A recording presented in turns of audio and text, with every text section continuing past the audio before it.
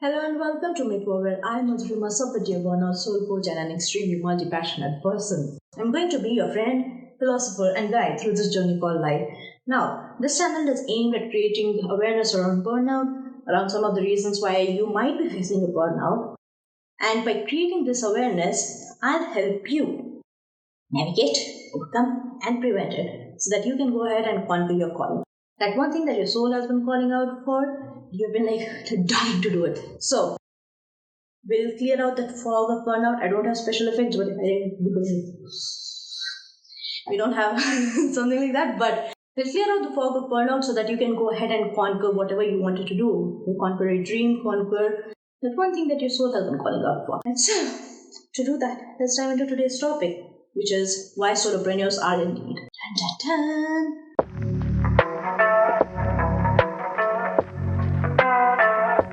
Now, throughout this pandemic, a lot of us lost our jobs. And a lot of us were like, we're in need of money. We have all the time in the world, being locked down inside our houses, all the time, all the energy and all the money that we need to start that one thing that we've been wanting to start for a pretty long time. So we're like, might as well do it.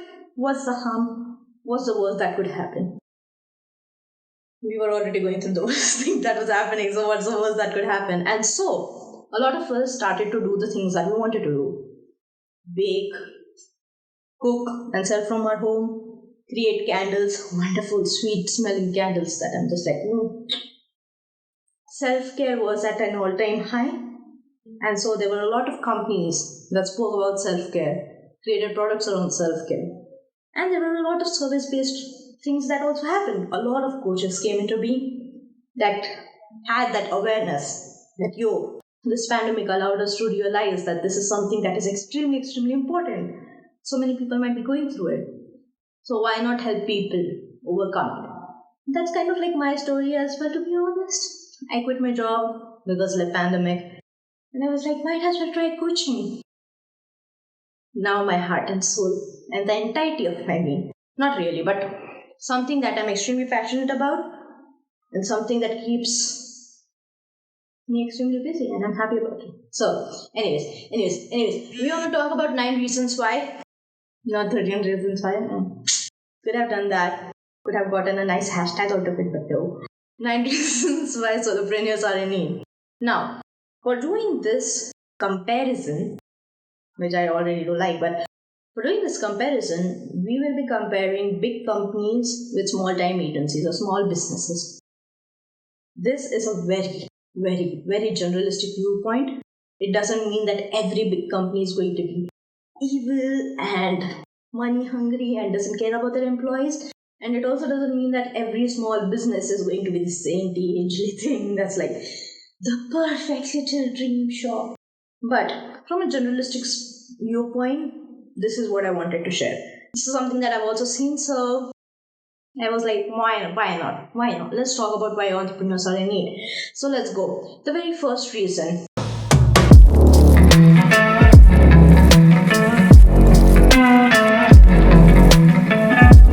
Reason number 1.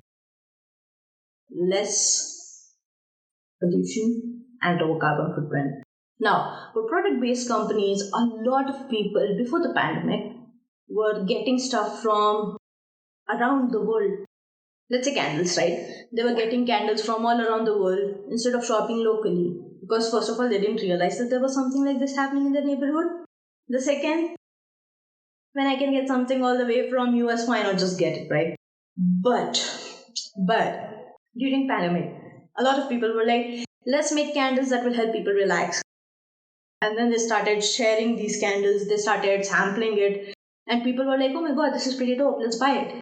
What this allowed us to do was lower the carbon footprint and create a lot of happiness that wasn't revolving around the capitalistic mindset.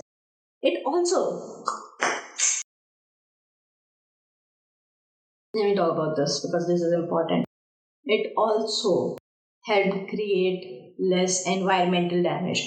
Now, I saw this one video blog. If I find it, I'm going to link it in the comments below or in the description, which basically spoke about how the lodging company the one that chop roots and stuff like that. It The big companies were basically taking the wood, chopping forests down, and going away without a care about what was happening to the environment. Whereas the small companies or the small businesses, the local businesses, every time they chopped something down, they planted something new. So that it's kind of balanced, right? So that by the time they are like, okay, we might need to chop something again, the old trees or the new trees were already kind of grown up. So there was a lot of balancing happening instead of just cutting and leaving. And so a lot less environmental damage, a lot less pollution, and a much lower carbon footprint. Reason number one. Reason number two.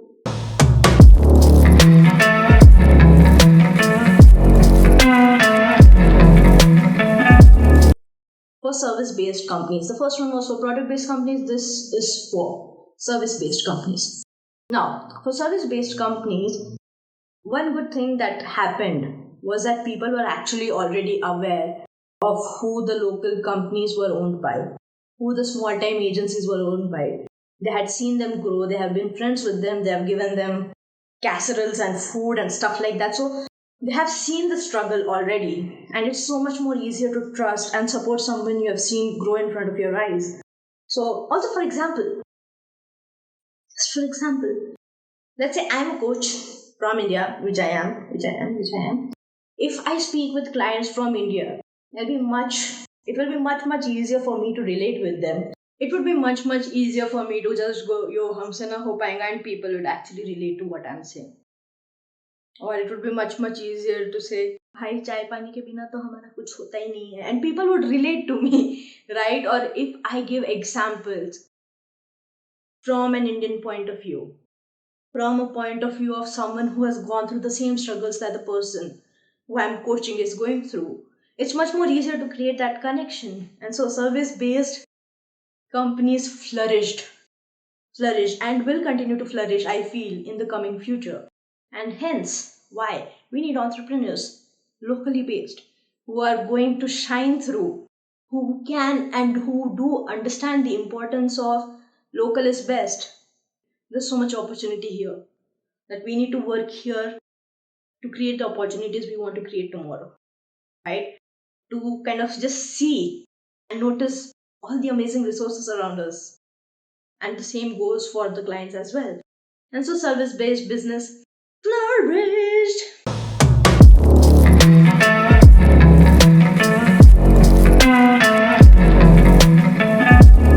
Third thing, competition.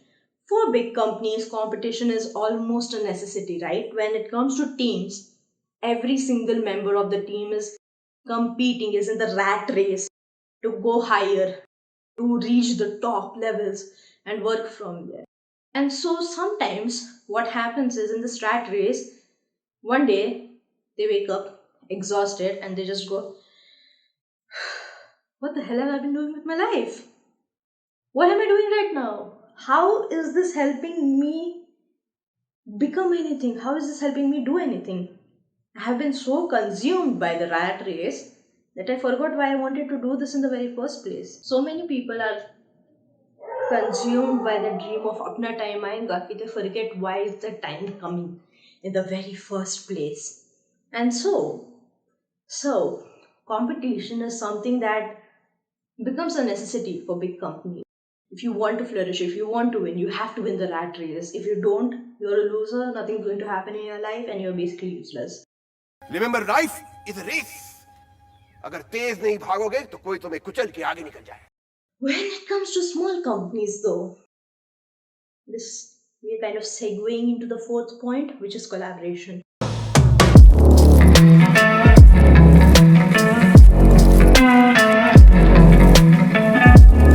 When it comes to small companies, collaboration is much more easier. It's like the easiest way to flourish. It's the easiest way to work by helping each other throughout this process. No one's looking at the other person and going, I need to beat this dude. If I don't, I'm going to lose. And my 5 years, the last 5 years of my life, the last 5 years of my life are going to waste. Because if I don't beat this person, what's going to happen? Whereas in small companies, It's kind of like healthy competition. A good example of this would be the Karasuno team, where my beautiful, beautiful people, my babies from the anime. You see this competition existing between Hinata and Kageyama. They are constantly competing to get better, but getting better to help each other. The healthy competition that exists in small companies give rise to collaboration where everyone is getting better to help each other. There's a system that's happening where everyone fits in like perfect pieces to help each other grow. Right? If you see someone who is not working that well, and if you see someone that is having some trouble with some situation, you don't go, look at this idiot. Look at him. You go, oh shit, I already know the answer to this, so let me go over there and help him out or help them out. This is much more easier to happen in small businesses than in big businesses with big teams where everyone is in the rat race to compete. Like, hey, let's go. I'm a fighter and I'm a win. Because that's life and you can't do life without fighting it.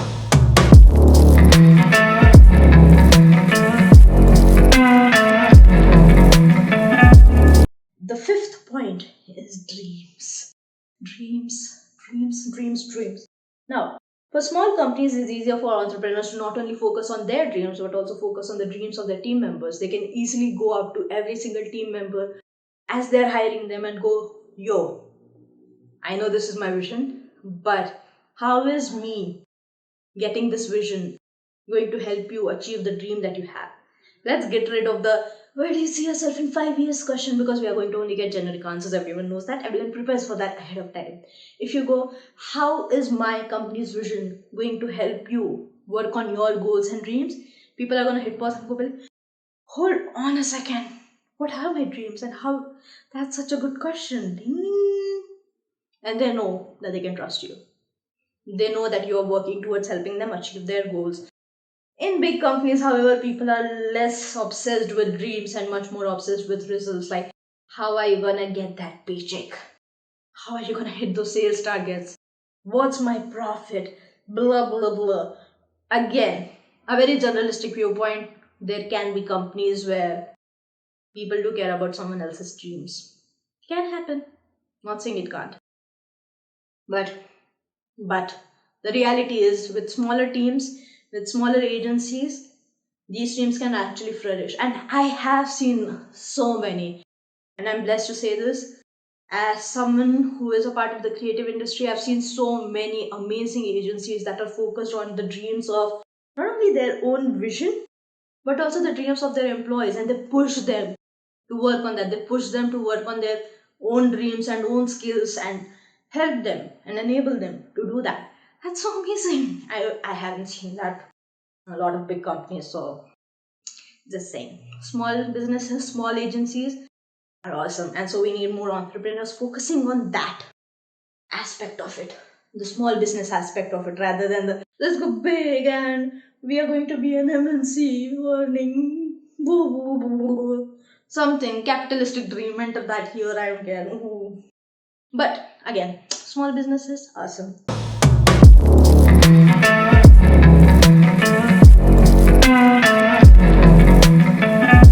Entering the sixth point, perfectionism. Again, perfectionism is a necessity, right, for big companies and big team members, and it puts up a lot of pressure, because a lot of pressure and stress on every team member because they are so focused on not being replaced. We have all heard this. You're not irreplaceable. Anyone can replace you at any point of time.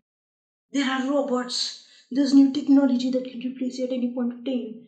And we have heard this so many times that it puts so much undue amount of stress on us that if we don't work hard enough, we are gonna get replaced, and what are we gonna do? And fear kind of becomes the motivation factor. Perfectionism, being perfect, and it's all driven by fear. That becomes the kind of motto of big companies. Small companies, people are not trying to be perfect. People are trying to progress. People are trying to, the leaders, the team members, the managers, the entrepreneur is more focused on how are we progressing together rather than, hey, if you're not perfect, I'm gonna kick you out. I mean, that doesn't mean that you shouldn't fire anyone if they're not doing their job right, but it also means that it's a much more caring environment than a business where, if you make one mistake, you're out. I've seen that happen. So don't come at me in the comments, go like, Madhurima, that doesn't happen with every company. Again, generalist viewpoint, not something that happens with every company. The reason why there is a much smaller risk of this happening with small companies, small agencies, is because everyone is again treating each other like a family. So they see a shortcoming, they're like, let me help this person out, let me suggest some books, let me suggest some stuff that will help them grow. And so it's not a fight, it's not motivated by fear, it's motivated by love. That's something that's chef's kiss.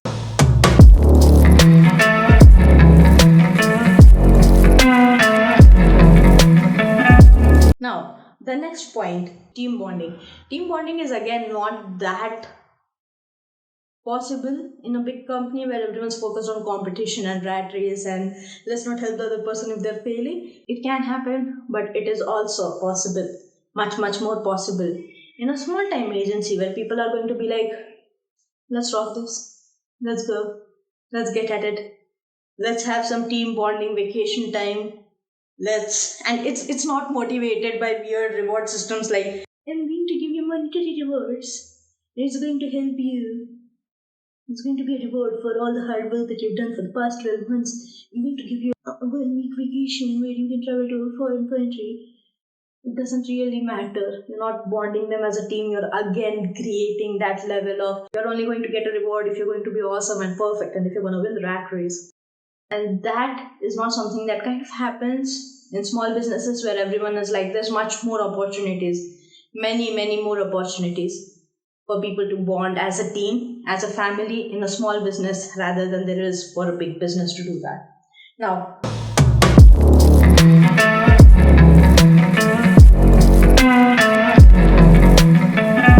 number 8. Let's talk about detachment.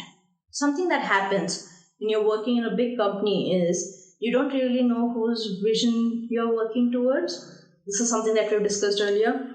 Like, the company CEO is going to come over and give you a pep talk about how this is the dream and we are working towards the vision that is going to help so many people, and you are motivated for like 5 minutes and then you have to go back to your desk and work again. Instead of doing that, and they genuinely don't feel any attachment, they just respond to their manager and sometimes to the manager's manager, and that's about all the recognition and attachment that they get from their company, sometimes, not all the times. Whereas in a small company, they are in the battleground and they are working and strategizing and doing everything together. Instead of the entrepreneur doing something, the team members doing something else, and there's literally no form of communication happening between the entrepreneur and the team members, everyone's in it together. We're all in this together. Point number 9, communication.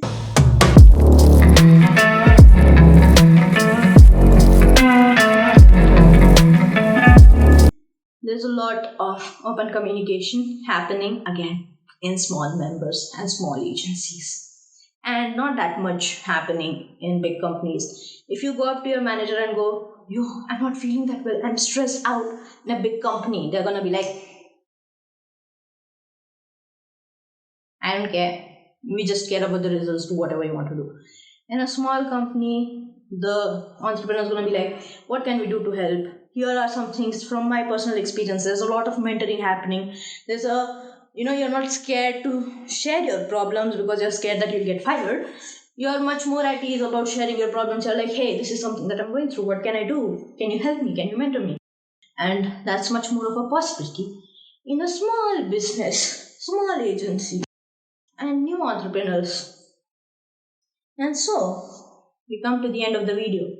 9 reasons why small companies are much better than big companies, and why we are in need of entrepreneurs. Again, though, some of you might be thinking, how is this related to burnout? All these things that I just mentioned, the pros of the small agencies and small companies, these are things that prevent burnout in team members. That doesn't happen usually in a lot of big companies. People don't really care a lot of times in big companies. They don't know who their subordinate is, and they don't care. And so, small agencies rule.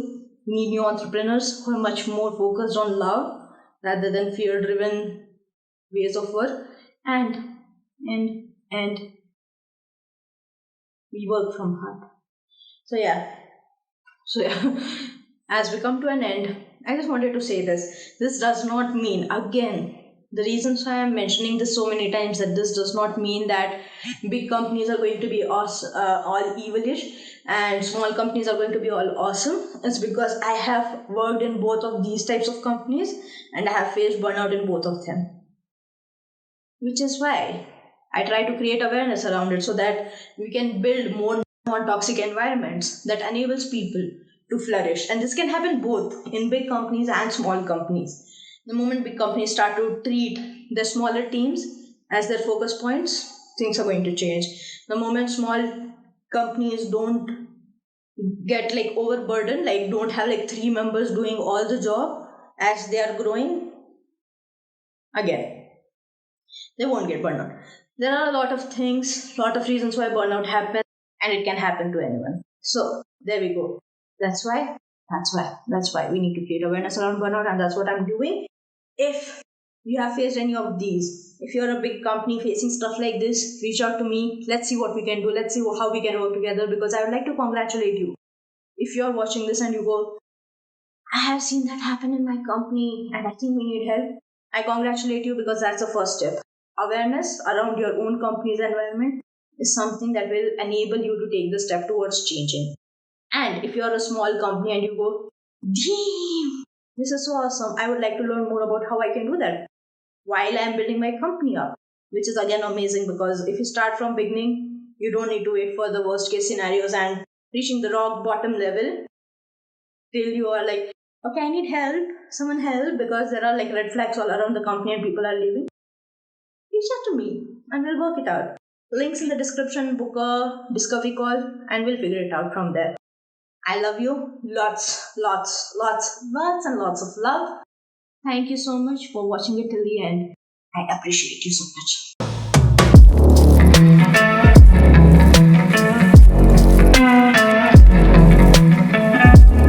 It's time to burn the burnout. Boy.